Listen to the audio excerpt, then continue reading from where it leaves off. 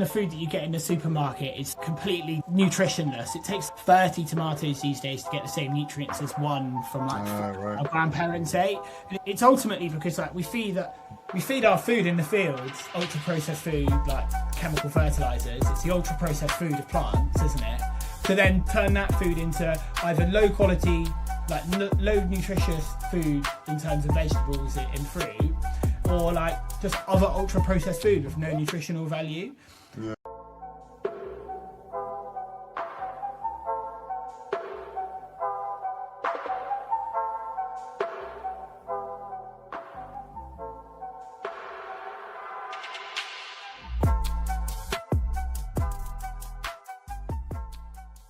Welcome back to the London Food Network podcast, the podcast where we sit down with founders, operators, and change makers shaping the future of food, sustainability, and local communities. Before we get started, a quick thank you to our sponsor, Embrace AI Consultancy, where we help food, hospitality, and growing businesses use AI to streamline operations, improve marketing, and grow without adding unnecessary overhead. So today's guest is someone I've really looked forward to speaking with. Today we have William Gay, the founder of Roots Allotments. For any of you that doesn't know, Roots Allotments is rethinking how people access land, grow their own food, and reconnect with nature. They transform underused spaces into thriving, productive allotments that are accessible, designed, and genuinely community-led. William's journey sits at the intersection of food, sustainability and well-being, and of course entrepreneurship. He's built a business that proves local food systems can scale while true to their values. In this episode, we'll explore how Roots Allotments started, why, and the realities of scaling a purpose-driven business, land access in the UK, and why reconnecting people with food production has never been more important. William, without further ado, how are you? Welcome to the London I'm good, thanks. Pardon, sorry? Yeah, just saying welcome to the London Food Network podcast.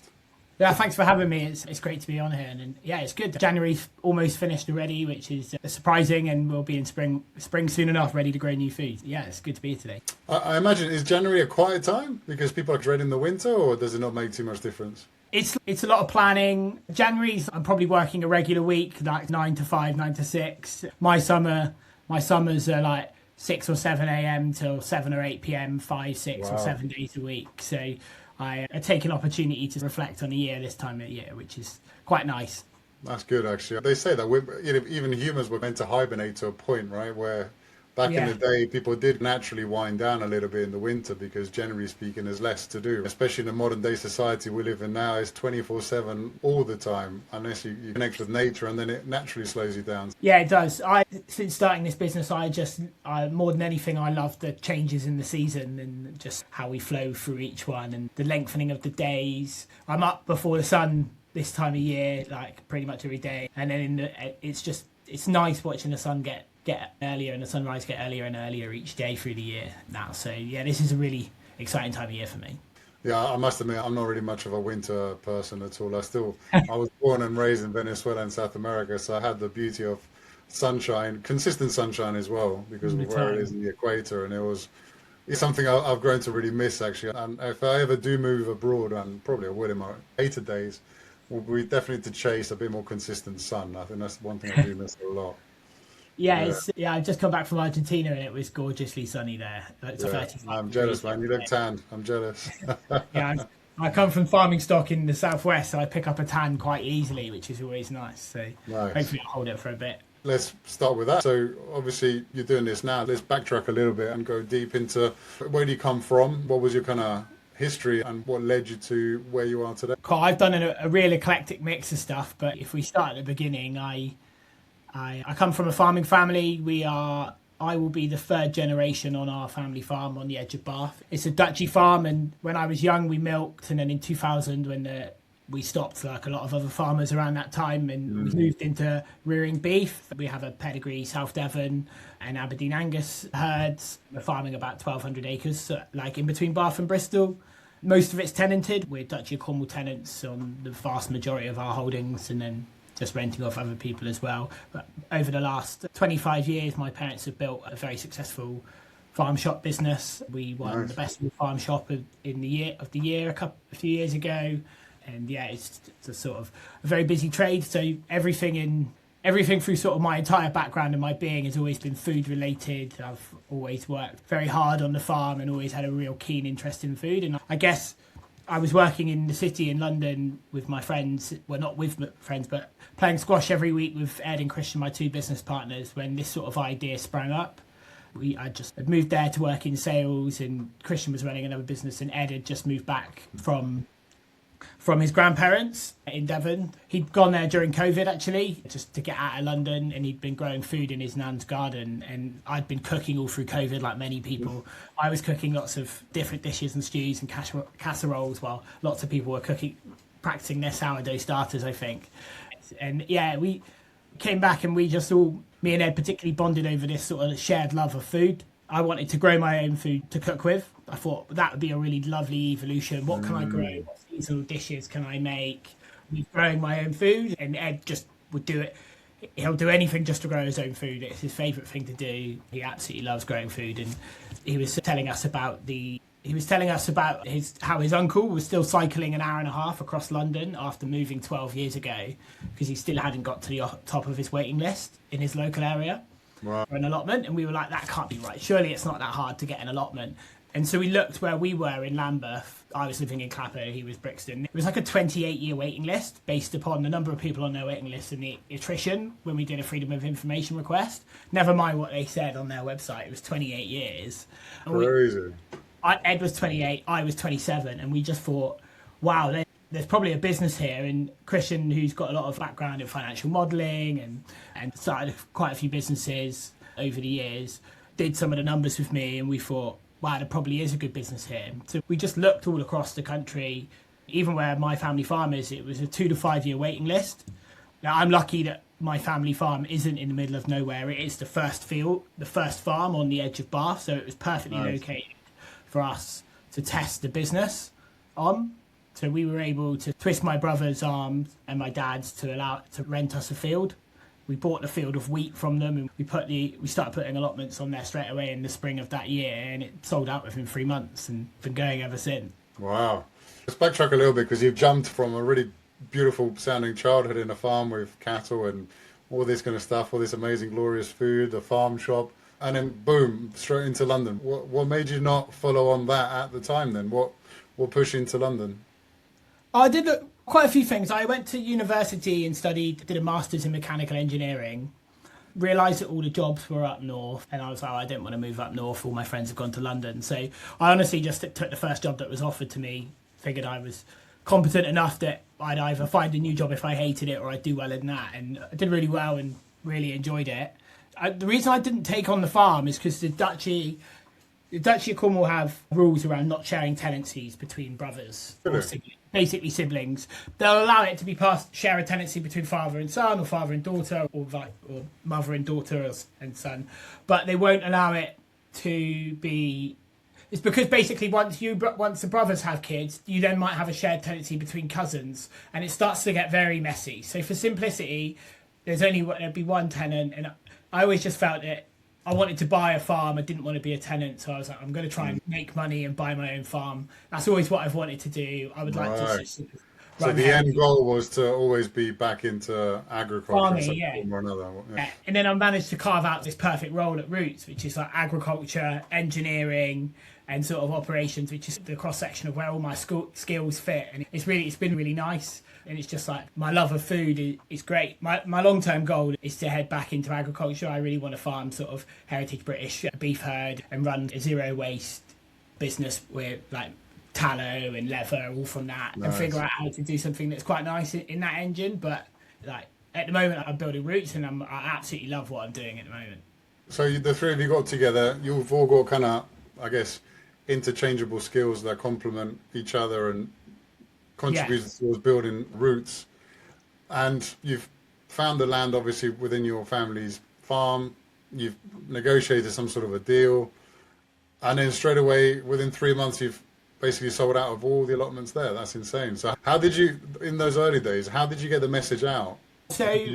Around when you have a good idea, it just keeps nagging at you, and you're like, if you have a lot of ideas, you sort of park them to one side, and the good ones tend to keep coming back, which is what we did. So for about 4 months, we just kept on discussing this idea, and then put a landing page up in October.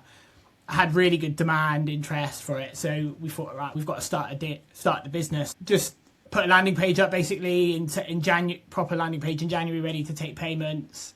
Opened it on March the 18th, and then by June or the end of May, I think we were sold out on that site, which is about 300 members. 300 members? Amazing. No way. Yeah. Well, you have 300 different allotments in the one field. Our sites are typically a bit bigger than a council allotment site. This one's 8 acres. Our largest one is in Croydon, on the boundary between Croydon and Sutton, and it's 32 acres. So how many are there? How many do you have there? How many different members? We've got space for about 900 to 1,000. Wow. Yeah. So it's The scale of each site, that's huge. Yeah, most of our sites are about 10 acres. That's a good sweet spot for operational profitability at the site and manageability. The bigger the site, there's a lot more to get around and manage between a smallish team. So, we tend to be around the 10 to 12 acres these days. That's insane. That's collectively, between all your different sites, that's a lot of land, and that's actually a huge amount of people. That's pretty cool, actually. And we're at 258 acres across our 20 open locations now, with over 4,000 active members, and the majority of those sites opened in the second half of 2025. By the time they'll all fit, we tend to fill a site up over 12 months. So it'd be about 8,500 to 9,000 members across them all when those sites are full, and hopefully going to open another 10 to 20 locations this year. Oh, what a fantastic idea. I love it, because so many people focus their businesses on things that are, I guess, trying to cash in on the kind of wave, whether it's AI or whether it's like social media, influencers, all this kind of stuff. And to hear of the success you're having with something that's so, I don't want to say basic, but something so primitive to life, isn't it? Like just essentially growing your own veg. It's an essential need. In a system that doesn't facilitate it very easily. And you've grown to an extraordinary amount of sites already. Because when did you launch exactly? What year did you launch? It's December 2021. So 2022 was our first growing season. So we've just done three full growing seasons. Yeah. Just over 4. Yeah, it's a little. So that's incredible. I think that's. And did you have much investment, or is this all done off reinvesting your own funds? Did you have any investment rounds, money raising? How did you get it? When we started the business, I had my house deposit saved, and Christian had a bit of money as well from a previous business. So we were trying to bootstrap it between the two of us, with Ed working in it full time while we both worked other jobs, and quickly realised that we were going to run out of the money that we had between the two of us.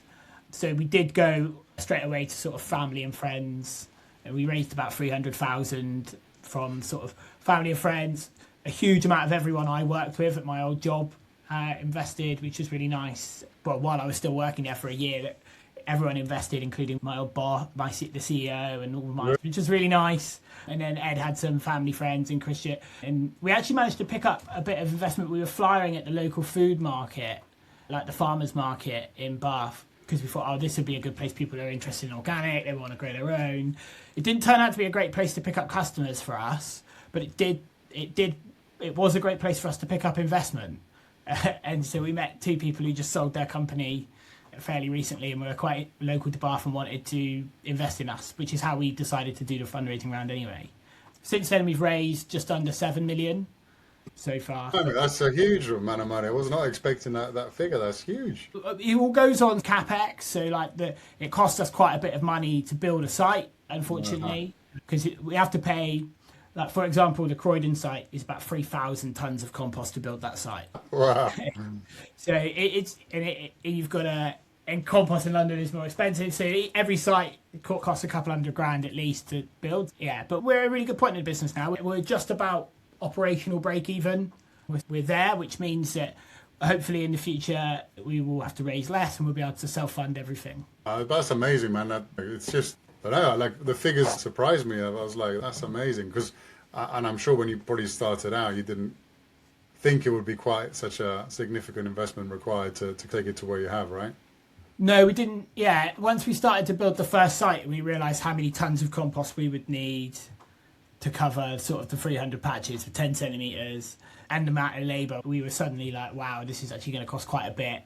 Yeah, that first site cost us about 70 or 80,000 to build. So we only had about sort of 40 in startup capital. So we immediately once we started building it, we were like, actually, we are going to have to raise some money, which is great. But yeah, we sold that out and then managed to go to market, get like another 1.6 million to fund the next phase of the next 5 sites or so, which worked really well. And then, yeah, now we're at 20. That's amazing, though. That's such a great...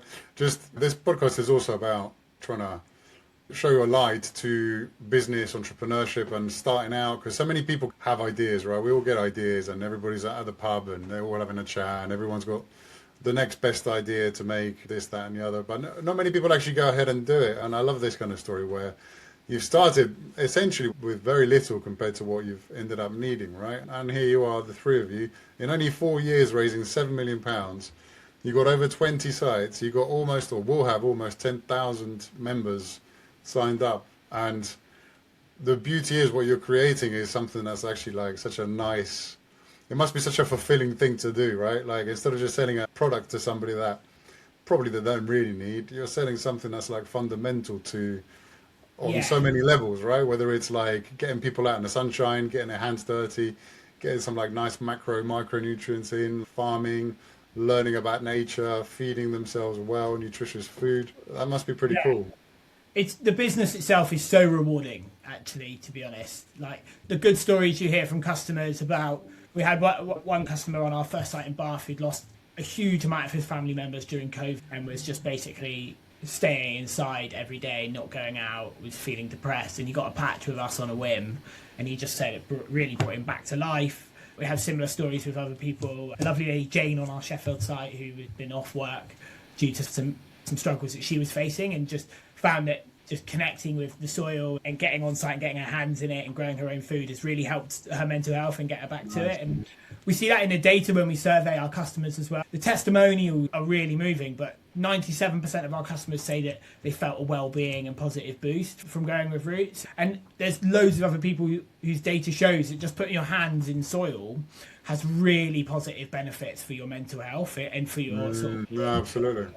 I can't remember what the data was. It was like, anyway, we don't need to get into it, but someone did, and it's still to do with the enzymes and the bacteria that are in the soil and go on your hand or something, and it makes you, just improves your mood massively. I'm sure it probably has a direct impact as well on your kind of gut health and all these things that we now know have a massive link towards your anxiety, mental health, stress levels, overall longevity. It's nice that there's all this information coming about now, so it's just beautiful to see that you created something that actually creates a really good reason to go back to the basics that we've all kind of got so detached from, isn't it? Exactly. It's never mind the food that you get in the supermarket. It's completely nutritionless. It takes 30 tomatoes these days to get the same nutrients as one from like our grandparents ate. And it's ultimately because like we feed our food in the fields, ultra processed food like chemical fertilizers. It's the ultra processed food of plants, isn't it? To then turn that food into either low quality, like low nutritious food in terms of vegetables and fruit, or like just other ultra processed food with no nutritional value.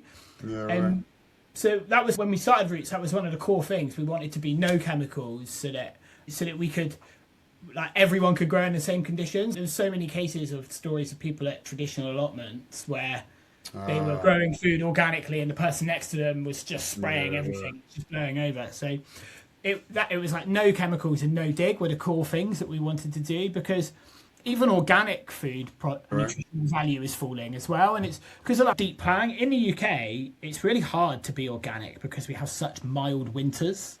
So like the frost doesn't kill off all the weeds and stuff. So it requires lots of deep cultivating, and that doesn't help the nutrient density of the plants that grow in that soil afterwards, because it destroys the structural integrity of it. Yeah, these are the sort of 2 things that we really wanted to work on when we built the business. And how does that work then? So let's say I'm interested in an allotment. Walk me through that journey. So I get in touch with you guys and I say, oh, I see you've got an allotment near me. And then what's the process then? I just got to set up an account, set up a direct debit of some sort. What does it cost? Is it all the same? Is it different membership pricing? Like, how does that work to get on the it starts at just £10 a month. That admittedly, that is for a relatively small space. It's called our mini patch. It's 3 meters by 4 meters. Most of our customers are on a starter patch, which is 3 meters by 12 meters. That's £20 a month. And it's essentially what you get a ready to plant bed, so it's weed free when you arrive, unlike a traditional council one perhaps that's been realise that no one's growing on it and it's 10 foot high in weeds. So it's ready to plant when you arrive. It's got 4 inches of compost ready, sat on top of it, or layer of cardboard blocking the light to the weeds below. So you'll come, you'll turn up, it'll be on a monthly card payment, and you'll have a welcome slot. In that welcome slot, you'll get 26 different varieties of seeds. You'll get some plug plants, typically, depending on the time of year of what's available. There'll be different ones. And then, you'll have a full intro on lots of different techniques. And you can, on that day, you could, in theory, sow some radish seeds, and within 30 days, you could have your first harvest. We built a system that really tries to get people catch the gardening bug from day one. We want them to have a really positive first experience, come down and have a really exciting welcome slot, and then within 30 days have your first harvest. And there's nothing like your first harvest where you've grown something yourself. It's a really exciting feeling. It definitely was for me, and I can definitely attest to lots of other member testimonials. But so with Roots, we didn't just want to provide just a space to grow your own food, which is admittedly the hardest thing for people. We also wanted to provide the knowledge. So we have over 100 online courses, but we do workshops, talks and events throughout the year that are aimed to educate people on how to do it, how to make your own compost, like foraging for stuff in hedgerows and these sort of things. And then we do some other events like poetry, hoping to do some tie-dye ones this year, and yoga throughout the year to really help people's well-being alongside growing, because it is a really restorative thing to do, growing your own food. Yeah, no, I love it. And I'm a busy man. I live in central London. I've got 3 kids. What are the kind of barriers, or at least how can I rent an allotment and create sufficient time to grow a set of vegetables that's in a realistic way? Like, how long do I realistically need to be there each week to make sure that I'm growing something decent out of that patch? Yeah, obviously it goes without saying, the bigger your patch, the more time you'll need. But I work in the summer 60 to 100 hours a week, probably generally most weeks. I have a starter patch. I managed to find time to get there probably every other week for a few hours to check on the water, like watering if it's dry. Because it's no dig, you don't need to do much watering because the compost on top acts as a mulch. But so just like watering, weeding and harvesting food, I'll probably go no more than once every 2 weeks. Really? But if you get really addicted, obviously you can go every day. We have customers that go every day and their patch looks perfect. I'll be honest, mine's not perfect, but it's full of food, which is what really matters. So that's it. So once I come in on my first day, I spend the whole day there, get everything sorted, get my seeds planted in, I guess just kind of organise my patch a little bit. And then that's it. I don't only need to come along every couple of weeks, and I've got...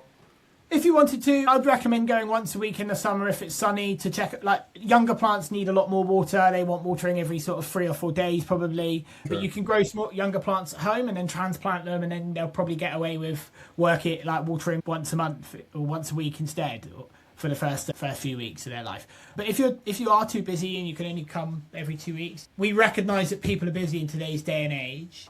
So Roots has watering services which you can pay for, where we'll water for you. Weeding services where we'll keep an eye on it. We have like a photo and advice service that we're just rolling out, so we can, if you've not been for a few weeks, we can take a picture of a patch or a quick video and send you what's going on, what we think you need to get down to do, and how urgent it is, or if there's anything to harvest, etc. So trying to modernise the traditional allotment. Oh wow! So what you're saying is you actually offer the kind of services that, let's say, a person like me could benefit from when I've got a busy week ahead. I'm not going to get down there, and you guys have got some form of add-on that I pay for that. Correct. Basically takes that pressure off. Exactly, and you're probably, as someone with 3 kids, probably teaching your kids the value of nutritious food, healthy eating, these important things. But also knowing a parent, you probably have 0 spare time to yourself, like outside of work. We're trying to offer those services. We have a huge amount of parents teaching their kids how to grow their own food on site. Kids that would never eat veg, now excited to eat a carrot or lettuce because they've helped grow it. And it's getting kids into that sort of mindset to eat healthier, this is where your food comes from. You can be a part of that. It's an exciting journey for lots of parents with their kids. Nice, I love it. I think I'll look into this. I'll speak to my wife about it and we'll have a look at it. And so when you sign up, you guys provide seeds already, and then presumably you sell them as well. So if I wanted, and you'll give me advice on the different seasons and what to plant at what time to Correct. get what. And we give you in your seed packet. We give you like a calendar which has got all the seeds you've got, when to plant them, when to harvest them, and then But we also have the tools are available on site. So we have a shared tool shed, so you don't have to lug your own to Oh, right, nice. shared. We do the events. We've got online lessons. We're emailing you when to do stuff as well throughout the year, what you should be thinking about this time of year. And then like online webinars in each, typically around this time of year, we'll do an online webinar to help you plan what to do for the year. But I think we're looking at rolling them out quarterly as well, so get people thinking what's going on all throughout the year. Love it. Love it. You make it sound all so easy, William, but let's get real with the detail here. You must have had some real kind of hairy moments where you've questioned your life choices and some challenges that you have to overcome. Like, what kind of sticks out in your mind with some real hairy moments?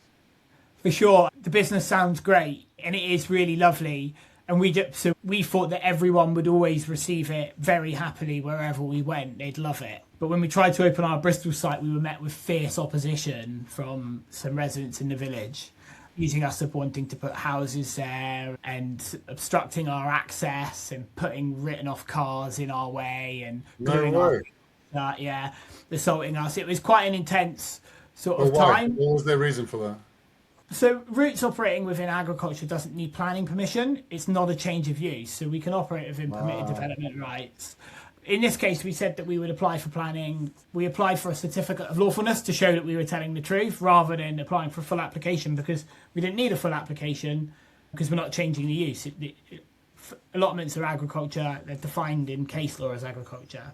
So that was quite a shocking affair.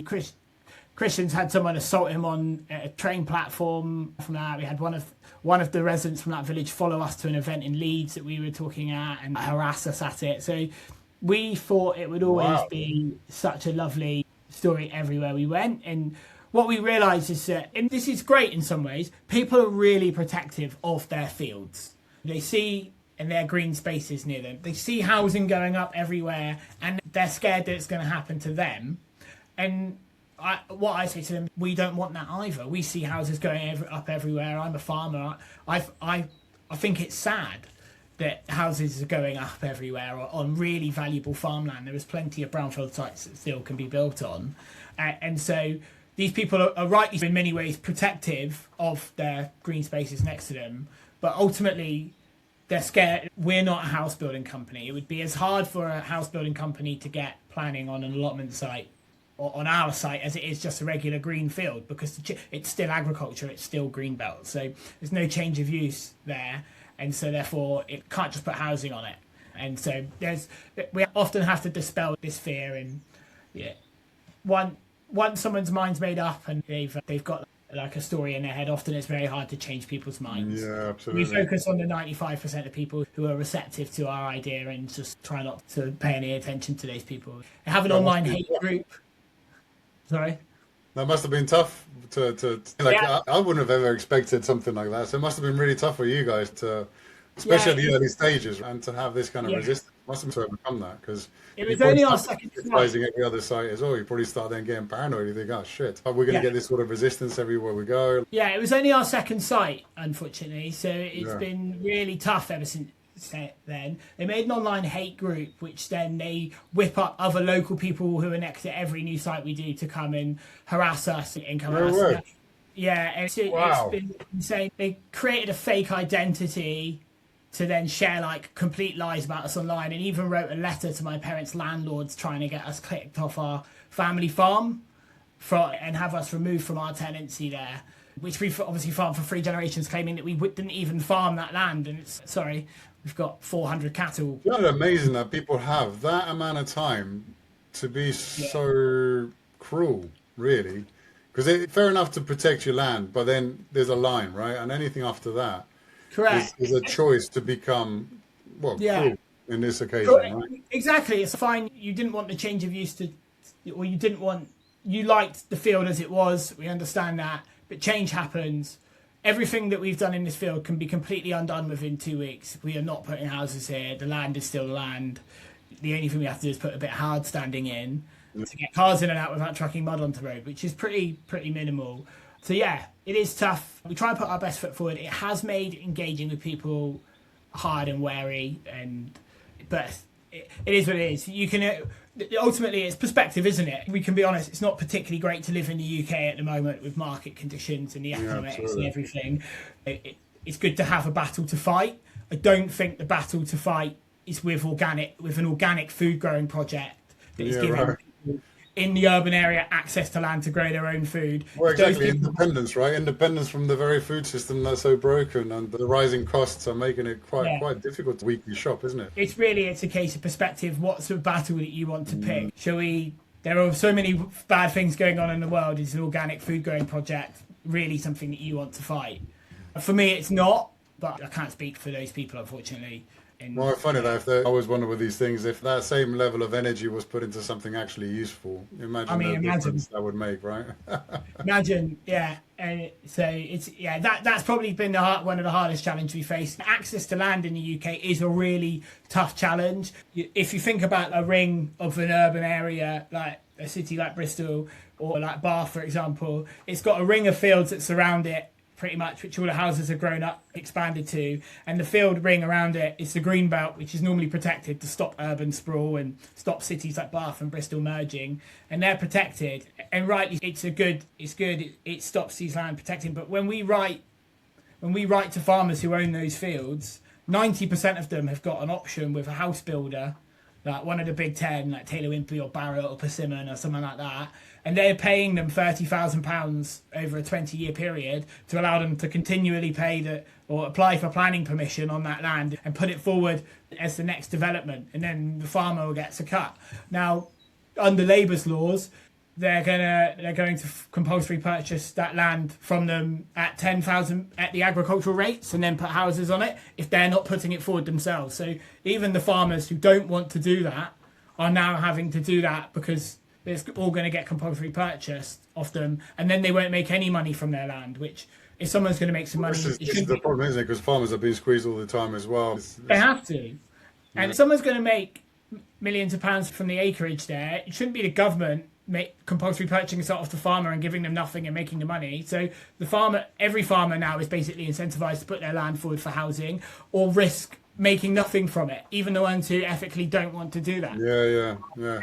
But people don't know this, right? I didn't know this, and that's the it's good that you're telling me this now, because I didn't know just how most people don't really. I bet you 99% of people don't really understand these sorts of things. So everybody glamorizes these kind of like protests, like against the kind of thing you're doing, but really, if the knowledge was there, then the education was there, then perhaps it wouldn't. Yeah, if people realise that our use is less likely to end up in housing than the field being left empty, then they would perhaps be a bit more in line. If you ever see a field that's in heavy crop production, like all amongst houses, like it doesn't make sense. Like surely that should just be pasture. It's a lot of effort to get a combine here in the middle of all these houses and stuff.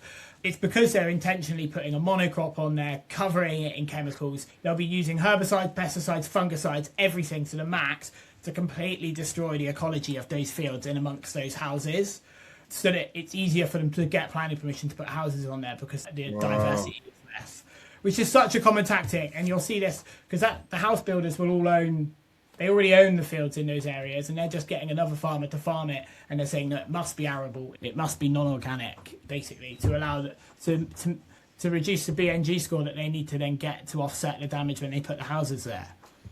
It's very clever, it's very nasty, it's not good from my perspective that's going on, but it always makes sense. People don't grow crops next to urban areas because kids set bales on fire. Because that's a fun thing to do when you're 13 and you're young. We've all done silly things when we're young guys, and so that's why my family don't farm any cereals next to the houses. That's funny, I never heard of that, to be fair. I grew up in a farm, but in Venezuela you wouldn't do that because you'd set a light to the whole bloody area. Yeah, the stubble catches on fire, the whole field's on fire. It happens too many times. We've had to stop. If we put cereals next to like one hill that's right next on our first field on the path, we have to collect those bales in straight away. We cannot leave them there. Wow. Because they get set on fire all the time when we were kids. Wow, interesting.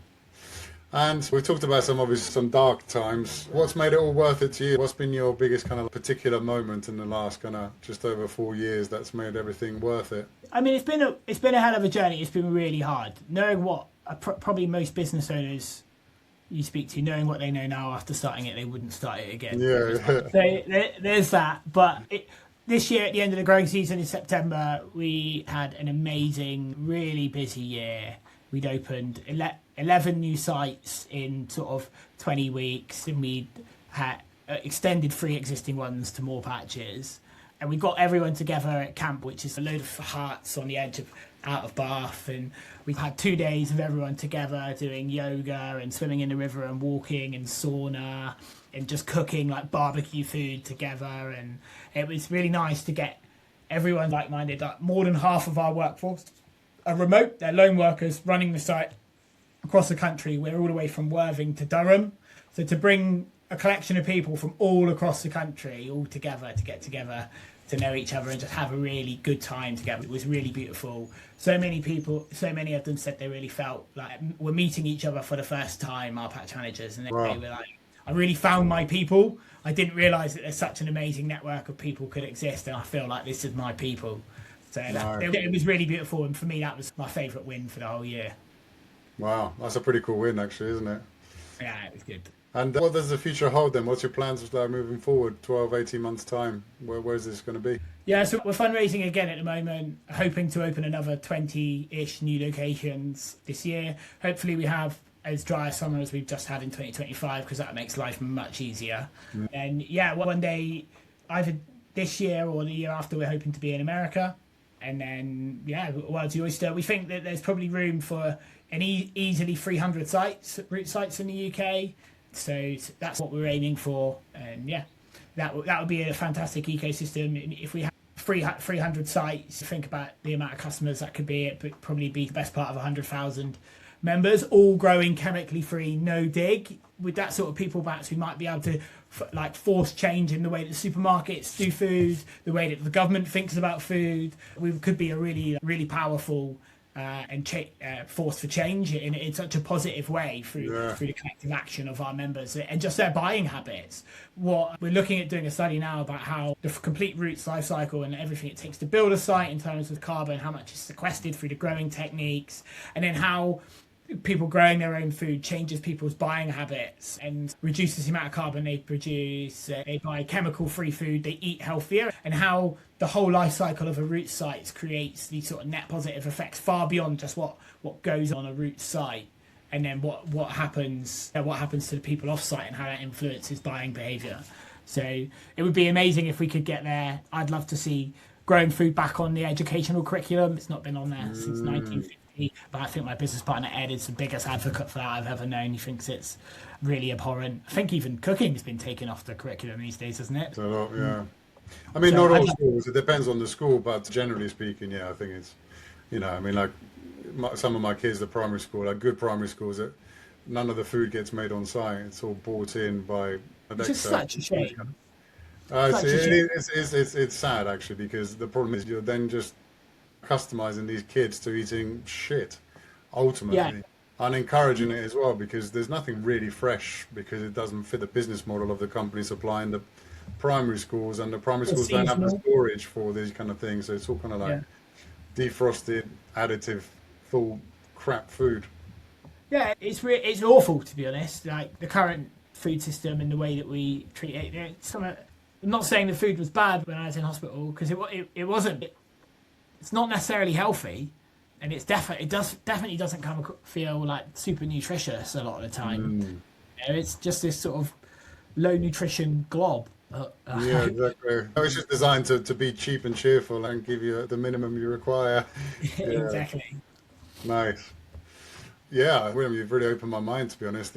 I realize like just how big a machine you've created, and I guess it makes sense to have that sort of investment, because it is a big project. It's a very ambitious project, but it's something that's quite deeply rooted in what is lacking in society today. So the growth you're going to experience is going to be in line as well with, at least I see it. I see people are changing a bit more about how they think about food already, but The limitations are you can have the best ideas in the world, like us, like at home here, right? We want to eat really well, but then it's difficult to find a route into that without spending a lot of money. And It's so expensive now. you know, Yeah, yeah, it's exactly. It insane. is expensive, and you've got all these box schemes and all this kind of stuff, but oftentimes they're not the best. They are costly. They don't quite fit in with your schedule. It's nice to see an option here where you can effectively create your own shopping basket, and it's available in nature. And you provide not just the food itself, but everything around this. Especially with me and my kids, it gives us something to do as a family. Gives them a Yeah. real good tool set to learn for their own future, Well, particularly in a future full of AI and automation and joblessness and all these kind of things that are looming in the background. Going back to nature like that, it's a really big project, and yeah. that can resolve so many different things in one. My business. Yeah, I think the AI thing may be interesting if people go down to 3 or 4 days a week. They will have a lot more disposable time, perhaps, and maybe they will turn to really put food production and putting good Yeah, things in there. meaningful things like that. Be interesting. Yeah, food has gone through the roof, but my business partner grew over £1,000 worth of food. So Ed is the real grower amongst us. I'm a farmer. I'm much more. I just wing it, but Ed is a fantastic grower and the real champion of our brand. And he grew over £1,000 worth of food on a patch you would pay 220 quid a year for us from. There is potentially Wow. a real return on investment with Roots as well. It's not just a hobby. You will save money and you will grow food. I think more people should do it for sure. Not Well, good. if that means joining a council allotment and do that as well, because I couldn't advocate it for it strongly enough. So where do we find you then? So you've obviously got the website, rootsallotments.com, isn't it?